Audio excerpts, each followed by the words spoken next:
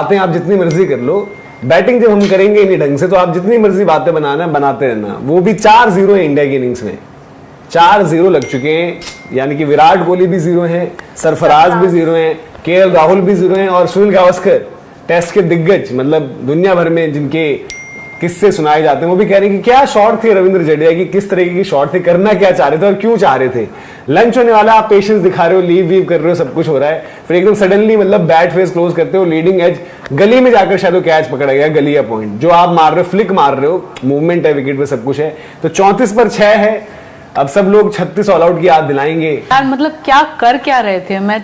मैं यहाँ से ऊपर गई तो देखा एक, सॉरी हंसना नहीं चाहिए, मैं बिल्कुल आई वाज लाइक ये क्या हो गया, ये केएल राहुल क्यों आगे बल्लेबाजी करने, तो मैं मतलब ये आउट हो गया। मैंने उसके बाद फिर हम जब नीचे आ रहे थे, मैं और खुशी दूसरे का आउट हो गया। व्हाट इज दिस हैपनिंग, मतलब 34 पर 6, मतलब इससे बुरी शुरुआत नहीं मिल सकती। When was the last time India played this? हाँ, when was the last time India ने इतना बुरा बल्लेबाजी किया था? मुझे आप बताइए, आपको कुछ जहन में आ रहा है तो बता दीजिए। मतलब सर कंडीशंस खराब हैं या कंडीशंस बैटिंग के लिहाज से उतनी मददगार नहीं है, तो आप मतलब विकेटें गिराते चले जाओगे। आपके बल्लेबाजी में एक्सपीरियंस है, ठीक है, जायसवाल वहां पर सबसे ज्यादा गेंदें खेली हैं, उनको आप यंगस्टर कहेंगे, लेकिन वो फिर भी इतने वक्त टिके रहे। खैर उनके लिए भी मिस्ड अपॉर्चुनिटी रही जब आप इतने वक्त तक क्रीज पे टिके रहे। आज आप रन्स बनाते, बाकियों को कॉन्फिडेंस आता आप पर कि आगे बीजी टीम के लिए आप तैयार हो रहे हैं, चलिए ठीक है। वहां से आगे तो आपके पास एक्सपीरियंस ही है, लेकिन उस एक्सपीरियंस का क्या फायदा जब आपकी ये कंडीशंस ऐसी और वहां पर आप अपनी विकेटें दे के जा रहे हो। मुझे लग रहा है कि शायद बैटिंग लाइनअप में ना पैनिक सिचुएशन है, they are under pressure, complete down under pressure, क्योंकि कोई भी आकर वो पेशेंस नहीं दिखा रहा है जो टेस्ट क्रिकेट का होना चाहिए। और इसका वजह ये भी है ना, क्योंकि बल्ले से रन आ नहीं रहे और वो लोग आने दे भी नहीं रहे। हालांकि वो आपको ललचा भी रहे, इधर उधर भी गेंद डाल रहे हैं कि आप गलती करो। यशस्वी का जो वो शॉट था, उससे पहले देखो, जैसे मनोज कह रहे थे कि लग रहा था कि पंत और यशस्वी के बीच में पार्टनरशिप बिल्डअप होती नजर आ रही है, लेकिन वही होता है ना कि एक बार एक ऐसा मोमेंट आता है कि बल्लेबाज जो है ना चाहते हुए भी उस बॉल को टच करने की, उसको छूने की कोशिश करता है। जायसवाल का वो जो उन्होंने कट करने की कोशिश की थी वो चला गया हाथ में। इसके अलावा अगर हम जडेजा वाली बात करें जो एकदम अभी ताजा विकेट छोड़कर गए हैं, वो तो मेरे ख्याल से लाइन मिस कर गए या जज ही नहीं कर पाए, वो बॉल को जज ही नहीं कर पाए कि भाई ये कितने क्या है, कहां पर पड़ रही है, इसकी लाइन क्या है, क्योंकि बल्ले के एकदम इधर लगी और ऊपर चली गई। मेरे हिसाब से आई थिंक इंडिया की इस बैटिंग कोलैप्स का रीजन ये है कि कोई भी टेस्ट टेम्परामेंट में आज नजर ही नहीं आ रहा है।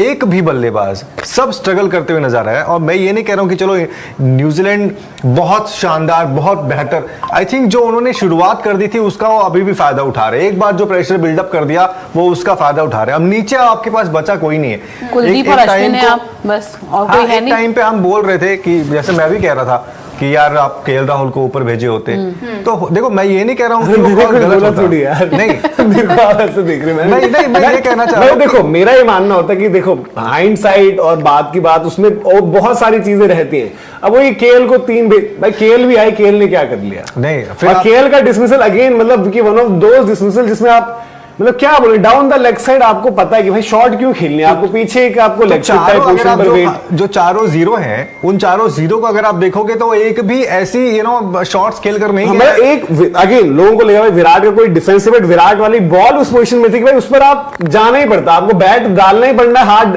बच गया, वो बैट हाथ से निकल कर तो हो गई। अदरवाइज सरफराज कोई मतलब नहीं आपको इस तरीके के विकेट पर, जो आपकी टीम अभी मतलब कि विराट कोहली आउट हुए, आपको वो शॉट ही नहीं बनती वहां पर। केएल राहुल अगेन एक बॉल उनको लगा, वो आगे से राइज करता है, उसके बाद उन्होंने विल और रॉक की स्ट्रेटेजी यही थी। विल और रॉक ने जो ये डाला भी, जो पैसेज ऑफ प्ले में बॉल डाला, आप देखो यशस्वी और ऋषभ को कोशिश कर रहे थे कट मारो, कट मारने के लिए जाओगे लोगे चांस, एक पॉइंट डाला हुआ था उन्होंने, तो छोड़ते रहे। और यशस्वी की भी वही ना टेम्पटेशन, उनको लगा कि भाई कि मारता हूं, निकल के जब उन्होंने मारा तो वो कैच आउट वहां पर। और बीच में उनके फुट मूवमेंट्स अच्छे हो रहे थे, वो कंट्रोल कर रहे थे अपने आप को, वो जो उनका नेचुरल गेम है, लेकिन फिर वही गलती, छोटी बॉल अटैक पर उन्होंने मारने की कोशिश करी, एक तो बड़ी क्लोज थी ना, वो कट का बॉल था ना पुल का बॉल था, ऑकवर्ड सी पोजीशन में फंसकर उन्होंने वो शॉट भी घुमाया, क्योंकि प्रेशर इतना बना दिया गया। और आपका मतलब जो हम बात कर रहे हैं कि ऐसी विकेटों पर कम ही आप खेलते हो, इसीलिए जो हम वनडेज में भी या फिर वाइड बॉल क्रिकेट में जब बॉल मूव होता है, हम देखते हैं कि इंडिया का कोई भी लाइनअप होता है वो बिखरता है। और यहां पर ये था कि बट वो टाइट गेम आपने दिखाया, जैसे नितिन भाई बिल्कुल सही कह रहे हैं कि जडेजा,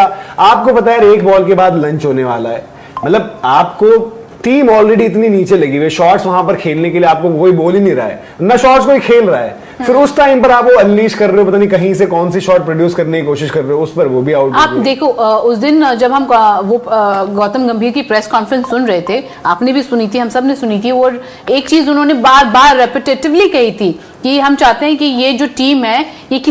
किसी भी टीम के टेम्परामेंट को फॉलो मत करे, लेकिन एग्रेसिव क्रिकेट खेले, लेकिन उनमें वो मादा होना चाहिए कि आप एग्रेसिव क्रिकेट भी खेल रहे हैं, लेकिन अगर 2 दिन की बल्लेबाजी की जरूरत है तो आप जाके 2 दिन बल्लेबाजी भी करिए, लेकिन यहाँ पे उस तरह का खेल नहीं है। आप आके एग्रेसिव क्रिकेट बिना सिचुएशन को देके, बिना कंडीशंस को जांचे, आप ऐसे नहीं खेलते कि आया राम गया राम बनते जाओ, आते जाओ, खेलते जाओ, आउट होते जाओ। आप